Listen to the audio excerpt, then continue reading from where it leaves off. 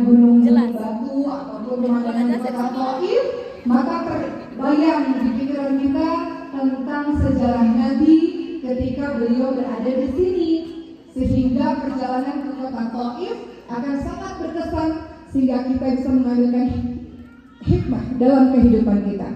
Bapak dan Ibu, izin saya cerita sedikit tentang sejarah Nabi di kota ini, boleh? Sebelumnya saya sedikit ingin mengucapkan Masya Allah, saya begitu bahagia ketika berada di Madinah. Di kebun kurma, secara singkat saya menceritakan bagaimana perjuangan Nabi di kota Madinah. Maka izinkan saya pada hari ini sedikit mengulang, walaupun Bapak dan Ibu sebagian besar sudah tahu kisah ini, namun tidak ada salahnya kita terus mengulang-ulang kisah Nabi Muhammad SAW sehingga tumbuh rasa cinta, rindu, dan semangat melanjutkan dakwah beliau. Bapak dan Ibu yang dirahmati oleh Allah Subhanahu wa Ta'ala, Rasulullah SAW flashback 1500 tahun yang lalu lahir di kota Makkah pada tanggal 12 Rabiul Awal, yang pada saat itu lahir dari seorang wanita yang bernama Siti Aminah. Ayahnya sudah meninggal dunia.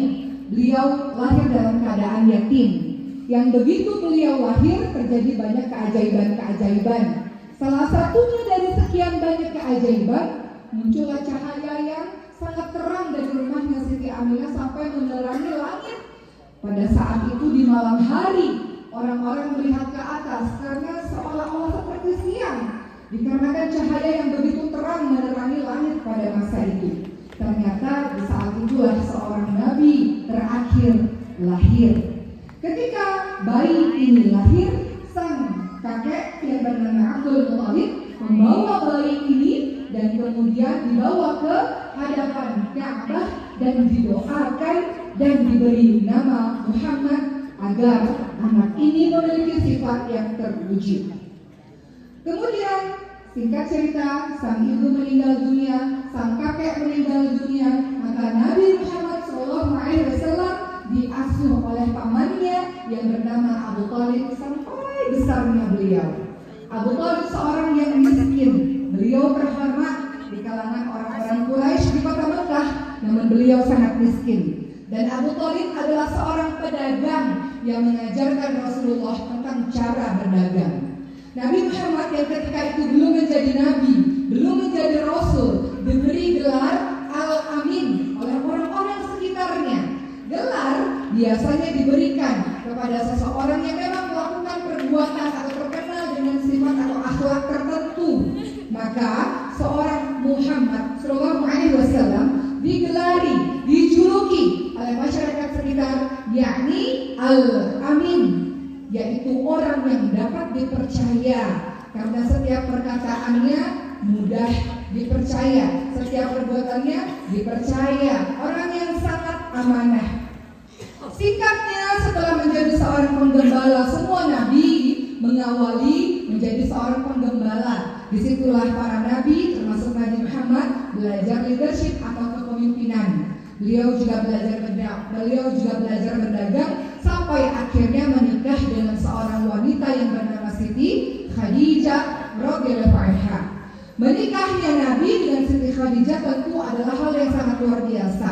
Nabi yang kala itu berumur 25 tahun menikah dengan seorang wanita janda, kaya raya, terhormat, yang dijuluki digelar sebagai wanita suci. Perbedaan usia 15 tahun dengan menikahnya Nabi Muhammad dengan Siti Khadijah, maka tentu saja membawa dampak yang sangat luar biasa.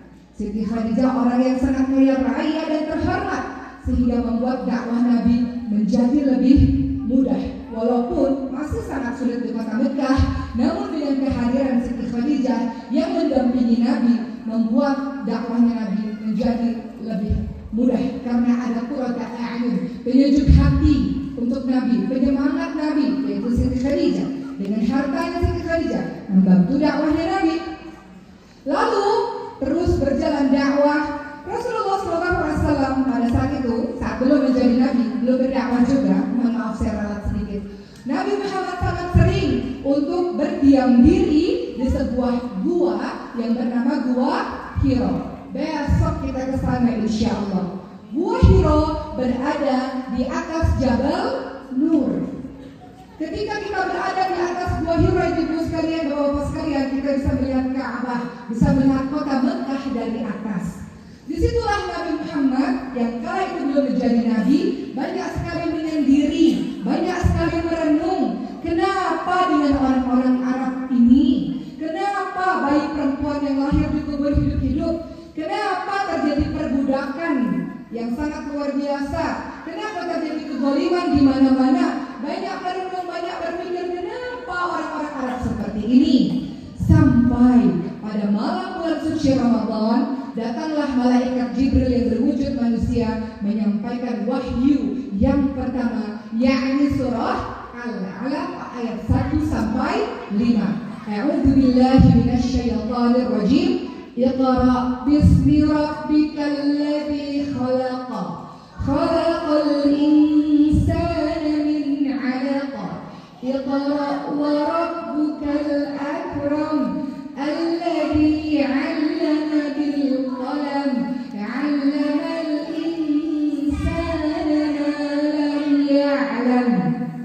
Surah Al-Alaq ayat 1 sampai 5 yang dibawakan dengan perantara malaikat Jibril. Maka di malam hari itu ketika malaikat Jibril memeluk Rasulullah, Rasulullah seorang Muhammad menjadi Rasulullah dan menjalankan misi dakwah. Rasulullah SAW pulang ke rumah dalam keadaan sangat takut pada masa itu, tidak tahu apa yang terjadi sesungguhnya kepada dirinya. Dan sang istri menyelimuti Nabi Muhammad, menenangkan Nabi Muhammad dengan mengatakan, tenanglah suamiku, tidak akan pernah terjadi apa-apa. Allah tidak akan menyia-nyiakan, engkau akan baik-baik saja.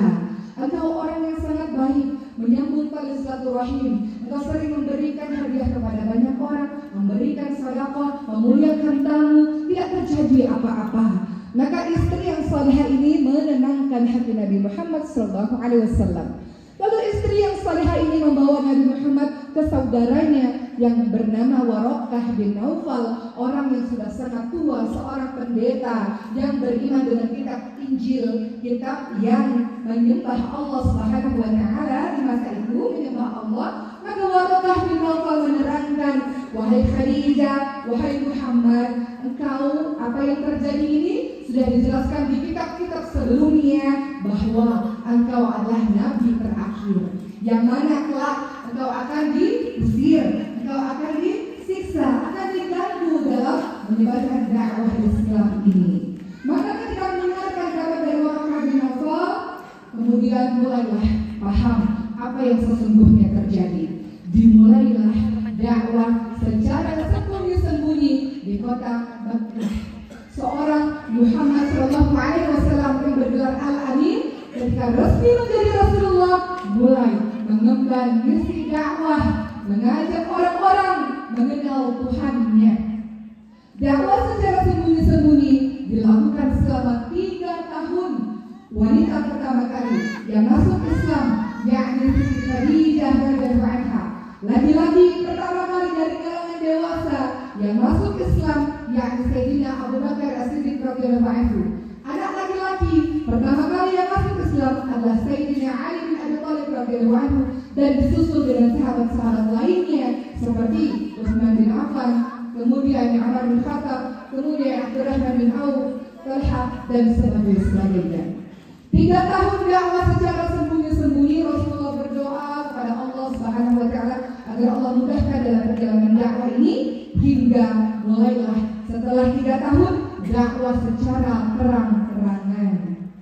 Ada banyak sekali orang dari golongan budak yang akhirnya memasuki Islam, karena Islam mengajarkan semua orang sama rata. Yang berbeda adalah tingkat ketakwaannya kepada Allah Subhanahu wa Ta'ala. Para budak mulai menyadari ternyata dalam agama Islam terkenal prinsip egaliter yang sama. Tidak ada yang berbeda, tidak ada yang di atas di bawah, tidak ada. Semua sama di hadapan Allah, yang membedakan ketakwaannya.